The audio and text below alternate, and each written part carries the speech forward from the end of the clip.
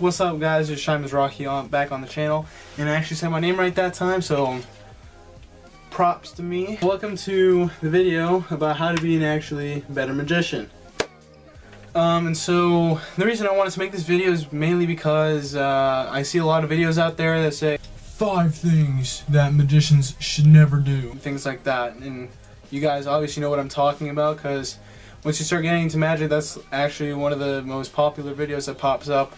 At least one of the topics that pops up the most. 6 things that a magician should do every performance, and even outside of performances. So without further ado, cue my new intro.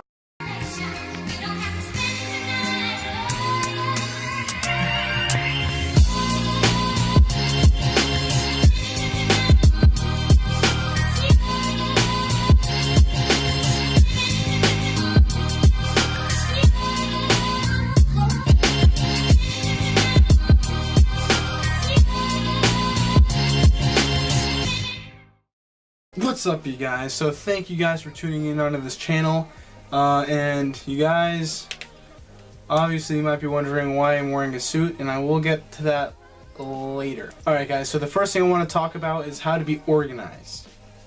This is a huge one, guys. Being organized is very important, and I know this isn't for your performance, but in a way it can be if you really understand what I'm trying to get at in a second. A couple reasons you want to be organized is, first off, if you have some, pretty creative way of holding your cards and all your props and things, first off, it can have a pretty impressive display. So this is mine. I actually have like a stairway of decks of cards over there. It's pretty nice, I'd say. And then in the back I have some pencil holders that hold pencils, pens, and Sharpies. I also have 2 Guardians Jokers because my Guardian deck is pretty much dead. So the only remaining cards are the 2 Jokers, which dangle from the ceiling, along with that lighter, which I use for some magic tricks. I don't really do that trick anymore, but I still have it there as kind of a reminder. I also have a little journal, mental or physical, and that just full of cards, signed cards that I haven't put in that huge stack in the back. And that's just saying whether it was a mental trick or a physical trick with, yeah. And then down there I have a wallet, which I can't talk about because I had to buy that trick. Some rubber bands and some notes on the wall to remind me of what I'm doing this week for gigs. So yeah, it really pays off to be organized. So a lot of people are like, well, yeah, that's a pretty small corner. Well, you know what? I don't care. I live in an apartment and I like it in here. It's a little small, I agree, but since I'm moving, I will have a bigger bedroom with a bigger space, and it's going to look 50 times as awesome. So stay tuned for that video to come up soon. Also, you guys have already seen the magic collection of cards. I might update that soon, but it's pretty much the same collection, so maybe not. But we're not really here about me. We're talking about organization, and so I organize my cards in a suitcase. It's up here on my shelf. Really easy to get to. If I want a deck of cards, I just go in, grab it, and go out. That's actually one of the parts about this. You want it to be easy to get your things. You just, especially if you're late to a gig, you don't want to just be rummaging through a drawer looking for the specific deck that you said you're going to take. You just want to open whatever you have and just take your deck and go. And you just don't want to be late, and it's easier to get to, especially if you're practicing. It makes it less time consuming. And just organizing makes everything better. It just totally makes a difference. Alright guys, number 2. Planning and preparing. So you guys, this is kind of leading into each step here. It's like you have to plan in order to be prepared, and what I mean by this is you want to plan mostly, what I'm talking about here mostly is your finances and buying props and equipment and things like that, especially decks of cards. I know from personal experience sometimes it's really hard to stop buying cards. That's why people get some pretty big collections pretty fast, but also, I mean, I'm a big spender. and I know it's bad, but I try to stop. But as soon as I get like a 20 in my hand, I just go like straight to illusionist and try and get something. Hello, it's me. But what I'm trying to get at here is the money. You don't want to spend too much, and I know that I spend too much. And you don't want to overspend. You don't want to spend things that you don't have. Number 3, presentable. Guys, show off your style. My style when I go to a professional gig is what I'm wearing, usually with a suit coat, which is right here. So the reason you guys want to wear this is, for my example, like I said, this is my kind of style. I like being formal and professional about my gigs. And so what I was talking about is style, like fit your style magic. And so the reason that this has to fit my act is because I like gimmicks a lot. So I carry a lot of them on me. So this conceals a lot of gimmicks, and it has now given me another extra 4 pockets that I can just put things in. So that's why this is important. And what I mean by like show your style, I mean be yourself in your dressing. I mean, some people won't wear a coat, some people won't wear a tie with the coat, but you know, there's different things that you can wear and do, and you can wear hats. Yo, home slice, what's up? I'm gonna wear this hat to my next gig, dog. You can wear, like, I don't know if this would be like an interesting style. I would actually probably kind of want to try this on my next gig, maybe. Just like formal Star Wars hat. But in all seriousness, you also want to match it to your style of magic. If you were doing like ghost magic, like demon magic, I don't know. You know, like most of you probably know what I'm talking about, but if you're like, I'm summoning spirits to help me do this magic, like it's something demonic or something like that, you're not going to be wearing like a tourist's outfit. You're not going to be wearing like Bermuda shorts with like Hawaii flowered pattern dress shirt, like and a straw hat.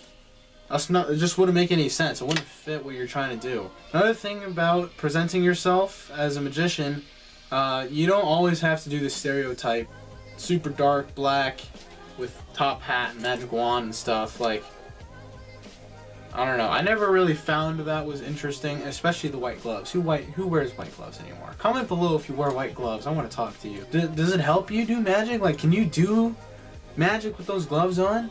But continuing on, another thing about presenting as magic is you don't want to smell bad. And what I mean is just be hygienically clean. You don't want to have like bad body odor unless you have like a condition. I have nothing against you. I'm just saying, like, if you can help yourself to smell good, just do it. Okay, just shower before the gig, put on some deodorant, man. Just spray yourself with, I don't know, Axe, Old Spice, and definitely brush your teeth. Like, if you're at home, raise your hand if you love smelling bad breath from a performance art magician guy thing. Alright, yeah, man, nice to meet you. So right here I have a pretty cool deck of cards, if I do say so myself. So, excuse me. So what I need you to do is just, hey, no, come back, come here. That's pretty gross. I know personally I do not want to smell bad breath, especially if I have a pretty cool entertainment. You know, just like, yeah, just give me the card, dude. Just, no, I don't even know where those cards have been. Just, yeah, I got it. Just take it back. So yeah, guys, also wash your hands after you go to the bathroom for 2 reasons. 1, just be clean. And 2, for your card's sake. You don't want to have nasty cards because you don't wash your hands and get the grime off your cards from things. Number 4, humility. Guys, I want you to think to yourselves about your personality when you perform. Because when we all perform, we're all slightly different because we're kind of in charge of the situation. So if you don't really know what I mean, it's when we're performing, we're kind of the focal point of the area of what's going on, right? You're not really paying attention to what's around you when a magician is talking to you, right? You're trying to focus more on the magic, and that means more on you. So you're kind of like the center of attention currently. So we all act pretty in charge. Because, you know, that's kind of what we have to do. You know, if you're if you're just kind of passive while you're doing magic, it's not gonna look too good. But what I'm saying is, don't let your head get too big when you're performing magic, because I know that I have in the past. You know, I've been quite a bit of a jerk to some people because I don't realize that they're also human beings, and you know, sometimes it just feels like I'm in my own little world, like playing God, you know, and just doing whatever I feel like. And you know, sometimes we can get carried away. And just know you're only human. We're not invincible, so if someone catches you, own up to it, please. Just don't, like, what are you talking about? No. What are you talking about? Just own up to it. Shut up. Just admit that you messed up and move on to the next trick. And, you know, a good way to go into that next one is, oh, okay, you caught me. Alright, good eye, sir. Well, you know what we can do? How about I do another one so I can kind of redeem myself for that last one?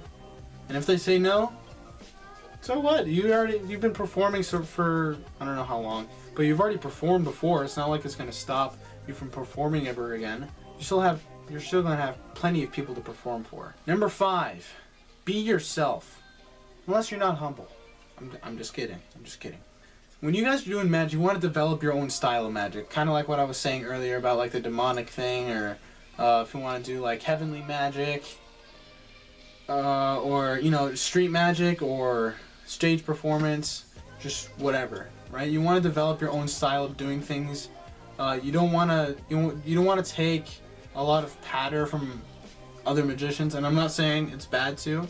I know that for some of my tricks, I don't actually have my own patter, but it's good to develop your own so that you can start creating tricks, start to develop methods for your own.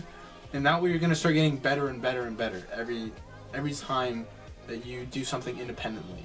And it's not bad to take ideas at all. You can totally be inspired by other magicians and things like that. But try and develop your own style. And that's why we have so many famous magicians that we love, because they all have a different style of doing things.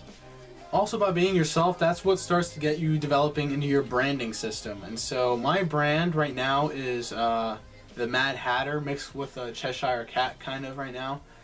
I've always found myself pretty, if you know what I mean. By being yourself, it makes it a lot easier to connect with people, and that leads into my 6th one, connections.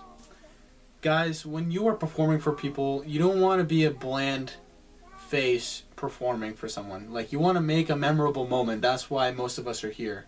That's why most of us started on this track, so that we won't just be some face they saw behind some cards one time. What I'm here for is to make people's day and to be recognized at the same time. Because I know that the reason I actually started doing magic is because I felt left out. I've got more attention and I'm around more crowds and I'm more social, and it's made me a better person for it. By connecting with people, you can make them feel more at home, or should I say, you know, if they feel more like they know you personally, so it's not such an awkward situation when you're performing. They're not just kind of weirded out that some random guy came up and started talking to them and like, hey dude, you want to see magic?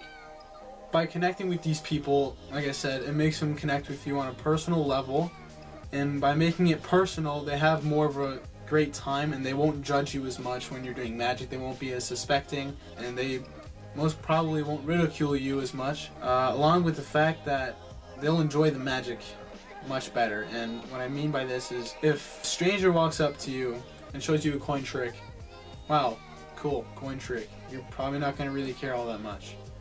But if they start talking to you, right, let's say your best friend comes over and shows you a coin trick, like, wow, nice job, man, pat him on the back, like, how long did it take you to learn that? It's because you know them, right? You don't really care about the stranger. You don't know who the heck this guy is. You just walked up, hey, you want to see a coin trick? But if you're, like I said, if your best friend comes over, like, dude, you know this guy, you know even at least a little bit about him. If it's just some distant friends, I don't know, they'll still be pretty interested. It'll spark a conversation at the very least. When you're performing, go off script, guys. Like, you don't have to just, like, memorize lines in your head and just, like, take a card. What was the next? Oh, yeah. Awesome.